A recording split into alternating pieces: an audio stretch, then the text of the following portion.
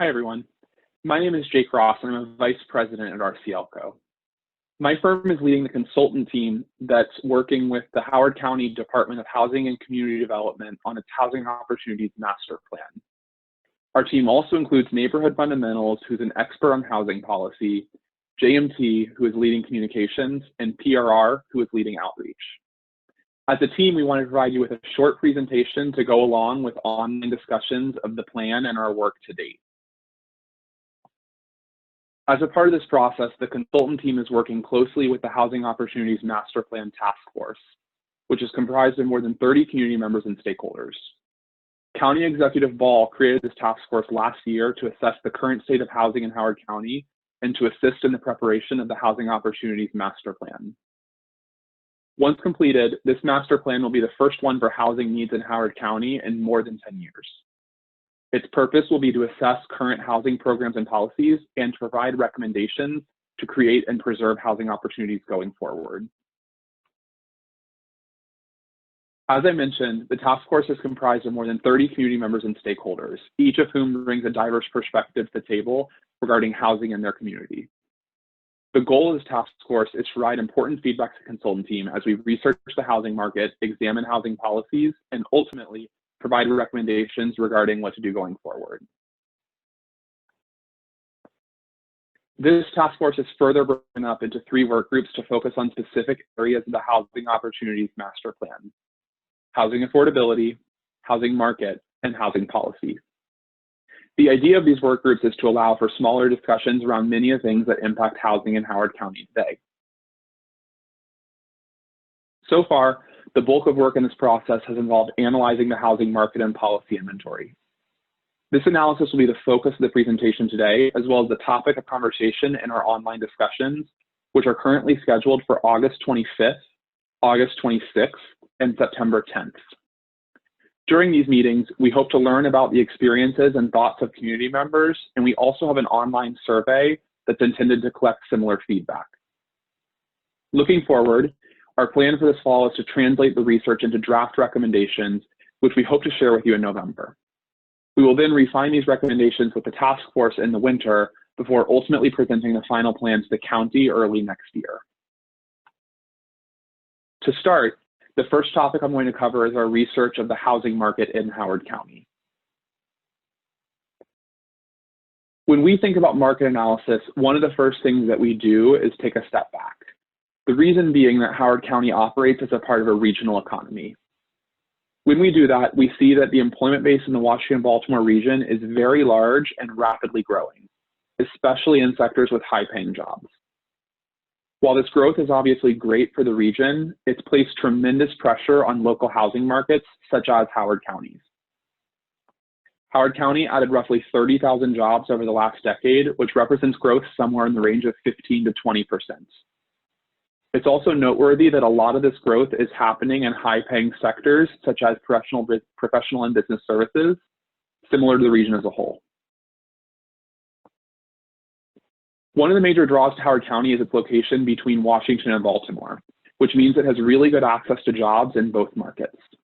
But one interesting thing we see is that even considering the rapid employment growth that's happened in Howard County in recent years, a small portion of people who work in Howard County actually live here as well. It's a perfectly normal pattern that not everyone lives in the same place that they work. But one of the things that surprised us was just how smaller that share is in Howard County compared to other nearby and similar counties in the region. To us, that suggests that the Howard County community is much larger than just the people who live here. It also suggests that Howard County might not be housing as many of the people in that community as it otherwise could be. In fact, when you look at the relationship between the number of housing units and the number of jobs in the region, you see that Howard County sticks out relative to other nearby jurisdictions. Compared to those other jurisdictions, Howard County has far fewer housing units for every job, which means that the people who work here are less likely and less able to find housing here. The difference is pretty big. Our analysis suggests that Howard County needs another 20,000 to 40,000 housing units just to catch up to other locations with more balanced relationships between housing supply and employment opportunities. This lack of housing has meaningful impacts on affordability. Since there are probably more people who would like to live in Howard County than are currently able to, the housing market is primarily serving higher-end customer segments today. Meanwhile, even though there are affordably priced homes in Howard County that sell for less than $350,000, these homes are generally much older. Therefore, that $350,000 price tag might not reflect the hidden maintenance or renovation costs that could be necessary. Since Howard County is a part of a broader regional economy, the lack of newer product at attainable price points puts it at a bit of a competitive disadvantage to other places where this product is more readily available. Because meanwhile, that same $350,000 price tag gets people a lot more in other places than it does in Howard County. Relative to both Anne Arundel County and Baltimore County, the homes selling for $350,000 in Howard County are both smaller and older. And on top of that, there are far fewer of them. In fact, for every $350,000 single-family detached home that's available to purchase in Howard County right now, there are 5 others like it in Anne Arundel County and another 5 others like it in Baltimore County. That means that people who are looking for attainably priced for-sale housing in the market are more likely to have to look outside of Howard County to find it. Likewise, new homes cost a lot more in Howard County than they do in other places. Looking at the townhomes that are currently for sale and were built within the last year, the average price is roughly $100,000 higher in Howard County than it is in Anne Arundel or Baltimore County. That gap widens to $250,000 for single-family detached homes, which really tend to be both larger and more expensive in Howard County than they are in other places. All of these dynamics have big impacts on affordability. One way that the government measures affordability is called Area Median Income, or AMI. As you can see, AMI is a measure of the midpoint of a region's income distribution based on household size. So if you're a family of 4 with a household income of $80,000 and the area median income for other families of 4 in the region is $100,000, we would say that you're earning 80% of AMI. This chart shows an example of what some of those ranges look like for 4-person households in the Baltimore region, which is where Howard County technically falls. When we use this framework to understand the households that live in Howard County, one of the first things that we see is that high-income homeowners make up more than half of the county. Meanwhile, there are fewer renters and fewer owners at low and middle income levels. Our research suggests that these differences are much more pronounced in Howard County than they are in other parts of the region, given in large part the lack of housing supply to serve low and moderate income households. We see this trend play out when we compare housing supply to housing demand. Looking at the for-sale housing inventory, we see that demand tends to follow supply. In fact, even when you consider how many high-income households there are in Howard County, there's still more supply than demand at over 80% of AMI, which, as a point of reference, is $75,000 for a family of 4. That suggests that people that are making less than this amount are having to significantly overspend in order to purchase homes in the county. We see even more of a mismatch in the rental housing inventory. One of the first things we notice here is that there are far more households that earn more than 120% of AMI than there are units that are priced to serve these households. This suggests that a large number of high-income renters are underspending on rents and potentially taking up units that might be needed by other moderate and low-income renters. On the opposite end of the spectrum, we see that demand far exceeds supply at less than 60% of AMI, especially when you consider that many of the units that fall into this price band are older homes, townhomes, and condominiums that could potentially be sold or redeveloped at any time, or seniors housing units that are restricted to certain ages and incomes. That means that this mismatch is even greater for low-income families in Howard County. And when you look at these two dynamics together, you see that the market is essentially being squeezed into the middle, where low-income renters are having to overspend to find housing, and high-income renters are often underspending. The result of these mismatches is that many households are having to overspend on housing. These graphs show the number of cost-burdened households, defined as those households spending more than 30% of their incomes on housing, and severely cost-burdened households, defined as those households spending more than 50% of their incomes on housing. When this happens, these households often do not have enough money left over to spend on other necessities such as food, medical care, and transportation. As you can see, the vast majority of renter households that fit these categories are making less than 60% of AMI, again suggesting that there's not enough product that meets their needs. You can also see this trend play out when you look at the average percent of income spent on housing, which drops from 44% or more all the way down to just 14%. On the for sale side, while the percent of income spent on housing and the relative share of cost-burdened households does indeed go down as incomes rise, you can see that the sheer number of workforce and market rate households that are cost-burdened is still quite high. This suggests that housing affordability isn't just an issue for low-income households, it's an issue that impacts everyone, although it is important to note that it's far more likely to impact lower-income households on a percentage basis.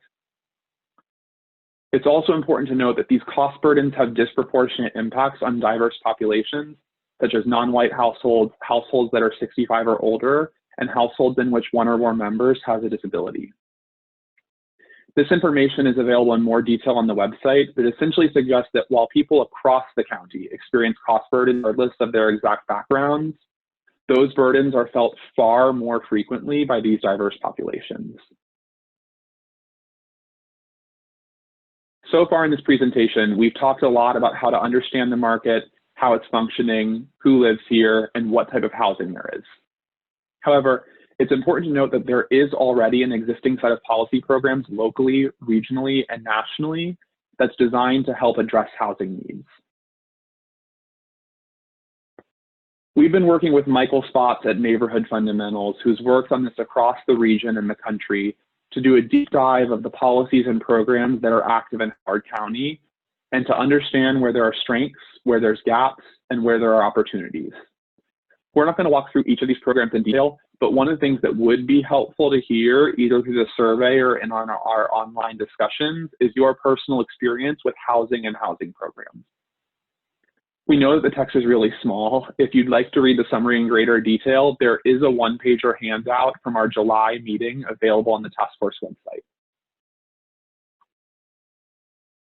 Our inventory program includes programs that directly impact low-income and affordable housing in the county, and also policies and programs that impact housing but are not explicitly housing policies.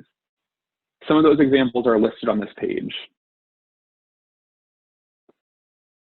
We've conducted 27 interviews with 43 practitioners, including county program administrators, nonprofit and private partners that participate in county programs, and groups that work in the county to meet specific housing needs, such as housing for older adults or persons with disabilities. While we've gained a lot of fine-grained nuance on specific programs that will be incorporated into our detailed discussions, we wanted to share some high-level observations about your existing policies and programs. Through these interviews, which we supplement with our own independent analysis, we heard that there's a lot that the county is doing well. The big picture challenges that came through repeatedly, though, were strategy and scale.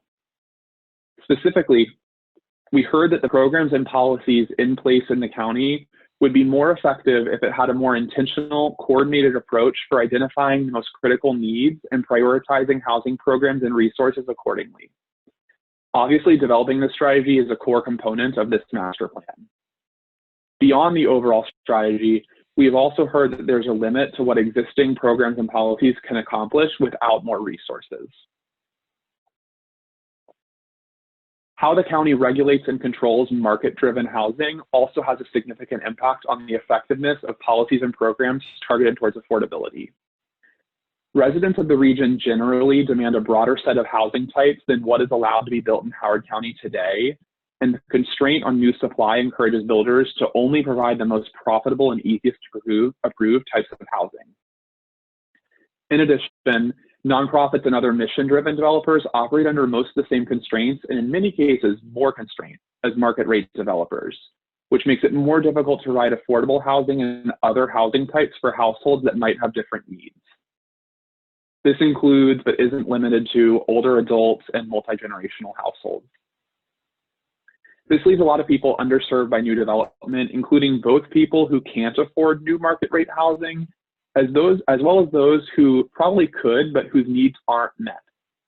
All of this is especially true in the case of households with special needs or who are otherwise vulnerable.